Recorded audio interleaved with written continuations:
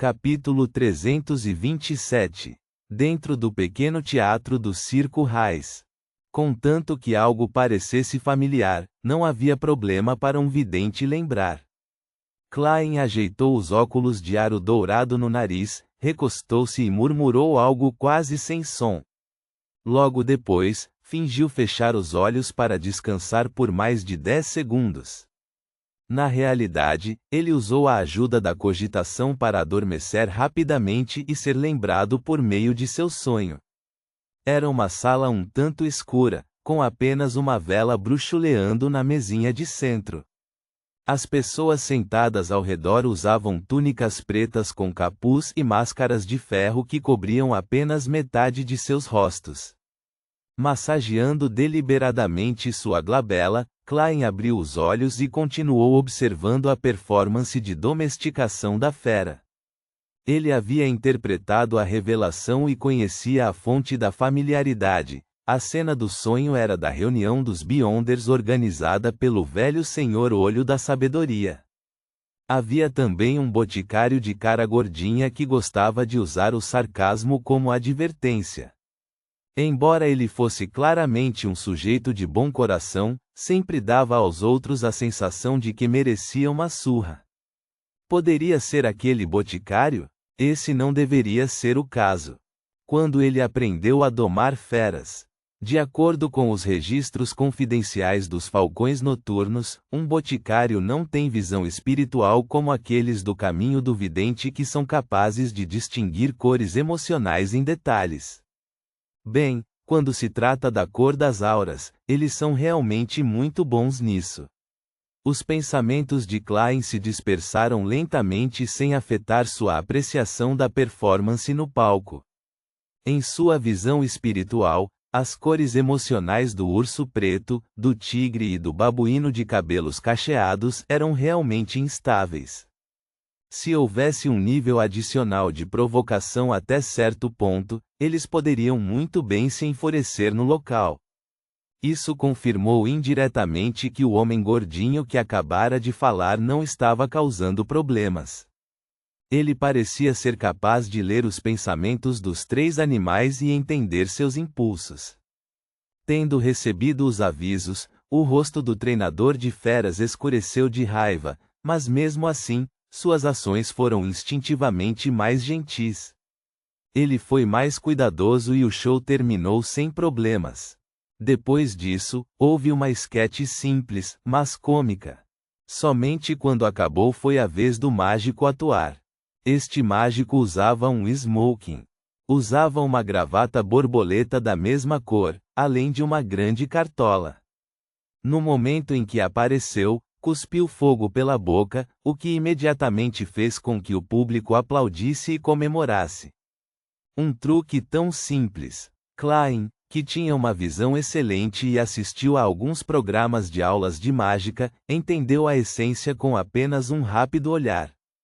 Em seguida, o mágico realizou o clássico ato de fuga, soltando pombas voadoras de seu chapéu, arrancando flores, truques de cartas e assim por diante. Klein pensou que poderia ver facilmente cada um dos truques do mágico, mas ficou surpreso ao descobrir que, em algum momento, realmente falhou em analisar por que sua atenção foi atraída para onde o mágico desejava, fazendo com que ele ignorasse os detalhes principais. Ele claramente não tem nenhum poder de Beyonder, mas sua técnica ainda é capaz de enganar meus olhos. O ponto-chave é prender a atenção. A segunda regra do mágico é desviar totalmente a atenção do alvo, conseguindo assim o efeito desejado? Klein fez uma suposição em sua mente que ele não tinha certeza se estava certa ou errada. Precisava que ele agisse para receber essa resposta. Nesse momento, a atuação do mágico chegou ao fim. O público não foi mesquinho com seus calorosos aplausos e vivas. A atmosfera no teatro atingiu seu pico naquela tarde. A terceira regra. A atuação de um mágico requer o aplauso do público por sua atuação? Klein murmurou para si mesmo em silêncio, meio brincando e meio adivinhando. Pouco depois das 3 horas, ele puxou a gola de sua sobrecasaca preta trespassada e saiu do pequeno teatro. Ele não tentou entrar em contato com o gordinho suspeito de ser o boticário e apenas se lembrava secretamente de sua aparência. Abordá-lo repentinamente poderia resultar em reações extremas. Ele pegou uma carruagem pública de volta para a rua Minsk. A carruagem era dividida em 2 andares e cada um deles tinha alguns passageiros. De acordo com sua prática habitual, Klein escolheu o local próximo à janela no primeiro andar. A carruagem avançava e parava de vez em quando. Klein, que semicerrara os olhos para recordar a inspiração que acabara de ter, sentiu subitamente o coração palpitar. Ele ficou sóbrio e racional. A reação foi como se alguém tivesse invadido seu sonho à força ou canalizado seu espírito. Neste momento, ele claramente sabia que não estava mais no mundo real. Como alguém rico em experiência, ele fingia estar despreocupado. Olhou em volta e viu que o senhor de smoking e cartola à sua esquerda ainda folheava um jornal. Havia 2 crianças que estavam sendo repreendidas por uma mulher irritada em um vestido azul claro por serem encrenqueiras desobedientes. Ao lado dela, as pessoas mastigavam pão ou bebiam o chá que traziam consigo. Tudo estava como antes. No entanto, quando Klein ativou silenciosamente sua visão espiritual, esses passageiros não emitiram nenhuma das auras ou emoções correspondentes. Eles não têm corpos etéricos. Eles estão claramente conversando, comendo pão e lendo jornais, mas nenhum deles tem qualquer sinal de vida. Isso é uma ilusão. Ou eles morreram de repente e estão apenas se movendo de acordo com a inércia de suas vidas. Klein tentou manter a calma enquanto olhava pela janela e via carruagens e pedestres passando. Ainda era uma cena da tarde. No entanto, eles também não têm cores de aura. À medida que a carruagem avançava lentamente, Klein tornou-se cada vez mais sério, sem entender o que acabara de acontecer. Ele abaixou a cabeça e se examinou. Viu um claro brilho espiritual que era completamente diferente das pessoas ao seu redor. Naquele momento, ele de repente ouviu um rugido raivoso. Não parecia que vinha de um humano.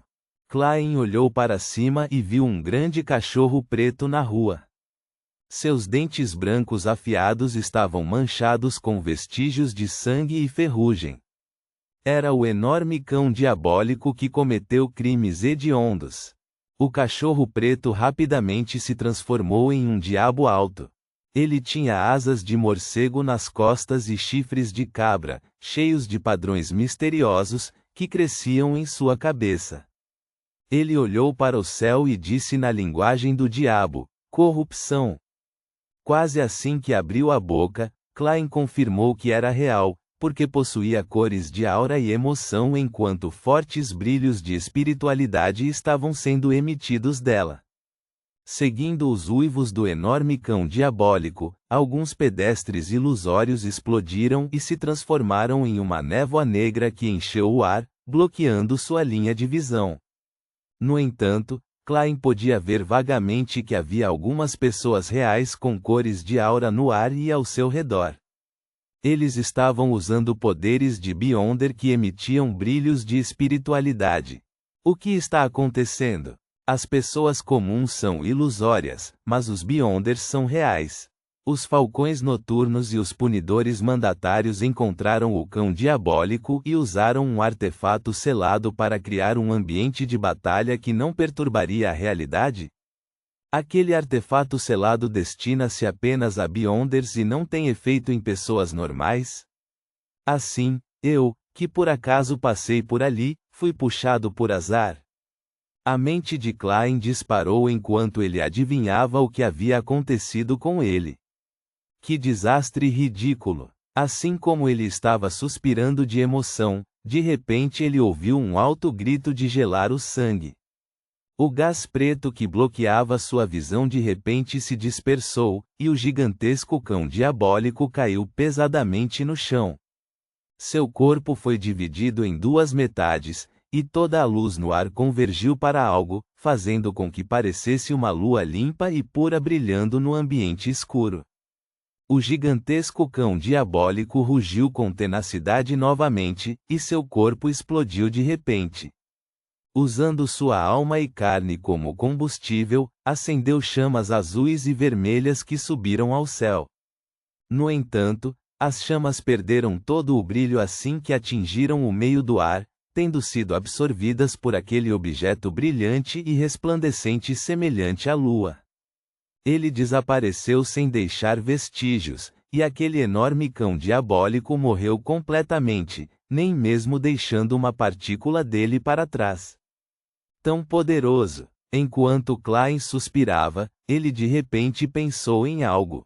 Esses Beyonders oficiais descobririam que ele, outro Beyonder sem registro, estava sentado na carruagem, diferente das outras pessoas ilusórias na área circundante? Seu coração apertou quando seu couro cabeludo ficou dormente. Ele puxou uma estatueta de papel e, com uma sacudida, transformou-a em si mesmo, uma cópia sem aura ou cores emocionais. Quanto a ele, com a ajuda do feitiço de substituição, escondeu-se na sombra da estatueta de papel. Neste momento, Klein ouviu um bufo leve do outro lado da rua. O bufo estava claramente cheio de raiva e indignação. Quem é esse? Não parece o som que um Beyonder oficial fará. Klein ficou perplexo, mas não se atreveu a dissipar seu sósia e espreitar a cabeça para olhar. Em seguida, alguns pares de olhos analisaram a multidão, sem parar nem por um momento. Quando tudo isso desapareceu, Klein viu que o vazio ao seu redor havia rachado e quebrado como vidro. Então a sensação de realidade o inundou e ele soube que estava de volta ao mundo real. Depois de retirar a sósia, recostou-se em seu assento. Os passageiros da carruagem estavam fazendo suas respectivas ações, lendo jornais, mastigando pão e repreendendo crianças. Não era diferente de antes. Mas na visão de Klein, eles haviam recuperado sua aura e suas cores emocionais. Além disso, em comparação com a anterior, a carruagem tinha claramente avançado bastante. Parece que naquele ambiente de batalha especial anterior, o tempo e o espaço estão sincronizados com a realidade. Se aquela batalha tivesse continuado por muito tempo, então a carruagem teria saído da área de influência, deixando-me sozinho lá. Sozinho. Isso seria uma exposição óbvia. Felizmente, Backlund é a capital das capitais e a terra da esperança. Existem Beyonders de alta sequência das 3 principais igrejas que residem aqui. Klein pensou com uma sensação persistente de medo. Ele originalmente pensou que, mesmo que eles tivessem travado em seu alvo, ainda levaria vários dias para os falcões noturnos, punidores mandatários e outros encontrarem o cão diabólico preto. Além disso, isso partia da premissa de que o cachorro não havia deixado Backlund. Isso era algo certo, porque deixar Backlund significaria sair do alcance do ritual, e o avanço falharia. E para o diabo, o impacto negativo de um ritual fracassado faria com que ele, que já estava lutando à beira da sede de sangue, imediatamente perdesse o controle. Quem teria pensado que logo após uma noite e meio-dia, o gigantesco cão diabólico seria descoberto, executado e limpo? Aterrorizante! Esta é Backlund. Este é o verdadeiro poder das 3 igrejas. Um Beyonder da sequência 6 que está prestes a avançar foi apenas exposto e deixou para trás o menor dos vestígios. No entanto, foi rapidamente encontrado e morto tão facilmente. Este é um diabo que pode sentir o perigo antes do tempo. Pelo que parece, algum artefato selado impede perfeitamente esse traço. No futuro, devo ser ainda mais cuidadoso. Klein sentiu que havia aprendido uma grande lição. Nesse momento, lembrou-se do estranho som que ouvira antes. Parecia ser o companheiro daquele gigante cão diabólico. Seu mestre. Na verdade, ele não foi descoberto. Talvez a explosão final do gigantesco cão diabólico tenha sido secretamente orquestrada por ele. Claro, também é possível que ele seja membro de alguma organização secreta que está insatisfeita com os Beyonders oficiais. Klein olhou abruptamente pela janela do lado oposto da carruagem. Tudo o que ele viu foram pessoas passando parecendo comuns. Elas usavam casacos, meias cartolas ou saias longas brilhantes. Ele não sabia dizer se havia algo de errado com elas. Ponto.